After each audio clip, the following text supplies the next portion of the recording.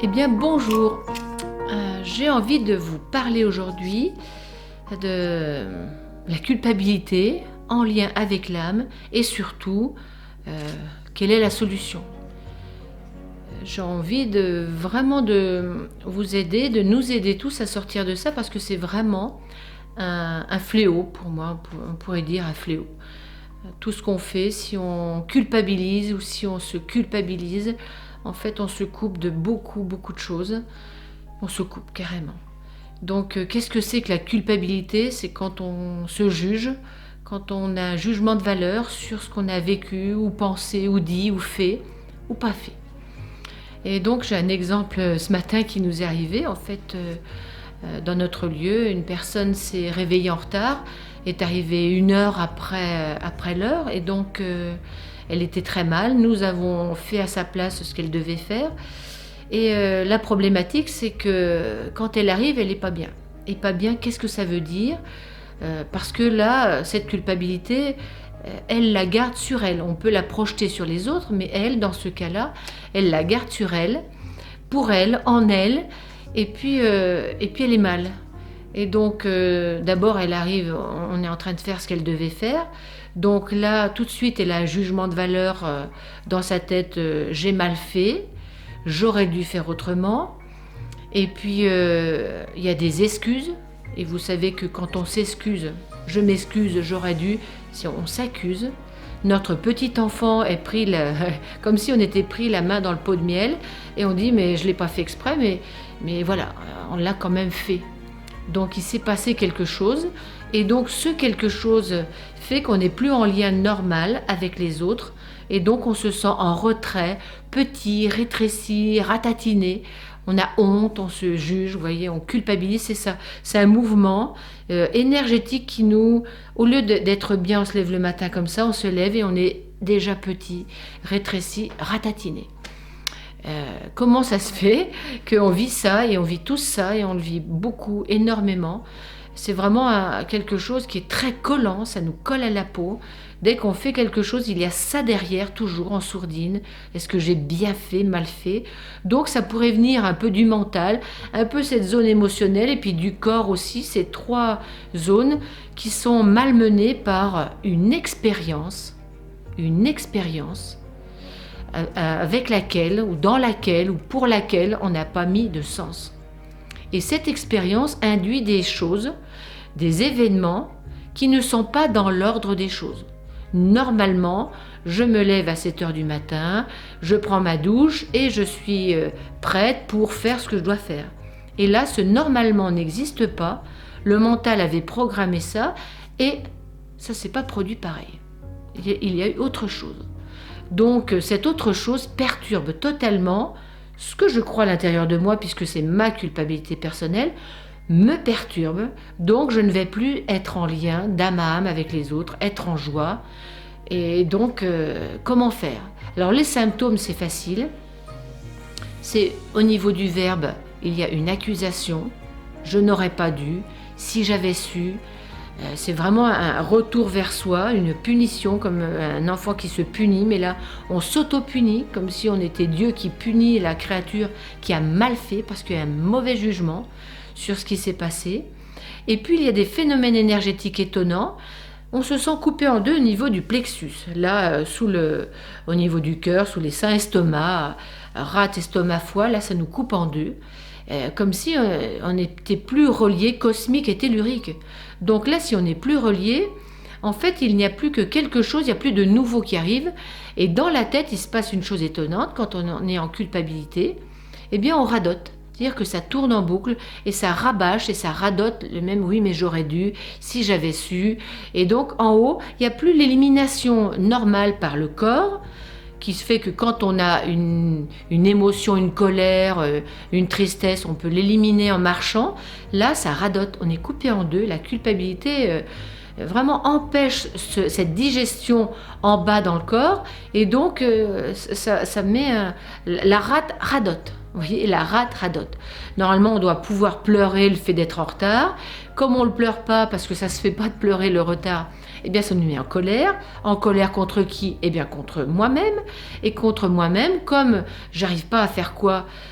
quelque chose contre moi, ou me venger, eh bien, ma rate radote, ressasse la même chose. Et donc, si je laisse faire ce phénomène-là, en fait, en arrivant dans la cuisine, c'était le lieu, ce matin, en fait, où je vais me couper par culpabilité, puisque la culpabilité, c'est une coupure par rapport à quelque chose qui semble une norme, et je ne suis plus dans la norme. Donc, je me coupe et je vais me couper un doigt, ou je vais casser un verre, un bol, quelque chose. Ça donne toujours ça, parce que comme j'ai ma culpabilité qui est dedans, elle va se refléter dehors et elle va donner aussi des coupures. Et puis je vais finir par me disputer avec quelqu'un. Il faut que ça sorte, il faut que je le vois, cette énergie circule. Et comme je suis coupée en deux, eh bien souvent c'est une prise de tête avec quelqu'un. Donc voilà l'état des lieux. Mon âme, écoutez bien, mon âme a expérimenté du nouveau. Et je n'ai pas l'issue et la solution. Alors, quelle est la solution ? Parce que c'est bien de voir l'état des lieux, d'en prendre conscience, mais beaucoup de personnes me disent « Mais qu'est-ce que je peux faire ? Rose, qu'est-ce que je peux faire quand c'est comme ça ? Je me sens tellement mal, tellement déprimée. En plus, en ce moment, c'est dur. Comment faire et quelle est la solution ?» En fait, il n'y a qu'une solution. Vous allez voir, elle est simple et elle est tellement compliquée pour nous tous. La solution, c'est s'aimer. Mais comment faire pour s'aimer ? C'est un grand mot. Dire je m'aime, c'est facile à dire. Oui, je m'aime. C'est pas ça du tout. En fait, s'aimer, ça veut dire que j'ai vécu quelque chose. Je vais me poser 2 secondes parce que je sens que ça me perturbe énormément. Je me pose 2 secondes, ça veut dire 1 minute, où je m'arrête et je regarde. Et je regarde les faits, je les nomme ou je les écris même. J'écris « Ce matin, je me suis réveillée à 7 heures. » Et puis, dans ma tête, quelque chose m'a dit « Reste encore 5 minutes. » Ça m'a dit encore « Reste 5 minutes. » Et je me suis rendormie jusqu'à 8 heures. Ce sont les faits. Quand on écrit, quand on nomme quelque chose, on doit donner juste les faits, rien de plus, parce que le reste, c'est de l'accusation mentale ou c'est autre chose que les faits. En réalité, il s'est passé ça. Il n'y avait pas d'autre intention que écouter une petite voix qui a dit « Reste encore 5 minutes, tu es fatigué », alors que tu étais réveillé à 7 heures. D'accord ? Donc là, c'est vraiment donner les faits et ensuite, est-ce que, maintenant il est 8 heures du matin, est-ce que j'avais le choix de faire autrement ? Eh bien non, parce que ça s'est passé comme ça. Donc, je ne peux rien changer à ce qui s'est passé. Deuxième point. Les faits sont tels qu'ils sont, je ne peux rien y changer. Troisième point, qu'est-ce que ça m'apprend ? En fait, quand je suis réveillée, certainement que la vie me disait « t'as assez dormi ». Puis, une autre partie de moi a dit « si tu traînais un petit peu au lit, ça ferait du bien ». Mais j'étais déjà réveillée. Donc peut-être que je n'ai pas écouté une partie de moi qui disait « c'est bon, tu peux te lever ». Peut-être. Selon les cas, c'est à vous de voir, c'est à moi de voir aussi. Nous devons analyser ça. Qu'est-ce que la vie m'enseigne ? Donc là, j'ai fait le bilan, j'en suis à « je ne peux rien y changer ». Si je ne peux rien changer aux faits qui se sont passés, à la pensée qui est venue dans ma tête, par exemple, ou bien à l'acte que j'ai fait, ou que j'aurais dû faire et que je n'ai pas fait, la culpabilité, elle est cachée partout. Ça s'est passé, donc je ne peux rien y changer. Je peux juste dire « oui, ça s'est passé comme ça ». Je dis « oui, j'ai vécu ça ». C'est important parce que sinon, dans la tête, ça dit « non, c'est pas possible, j'aurais pas dû, non, c'est pas possible ». On dit non à quelque chose qui est un oui, puisque c'est une évidence que en me levant à 8 heures, c'était pas 7 heures. Le train est parti, je suis arrivée en retard, le train est parti. Oui, c'est un fait. Et nous disons toujours non. Et moi aussi, je dis souvent non, c'est pas possible. Je dois dire oui, c'est ainsi.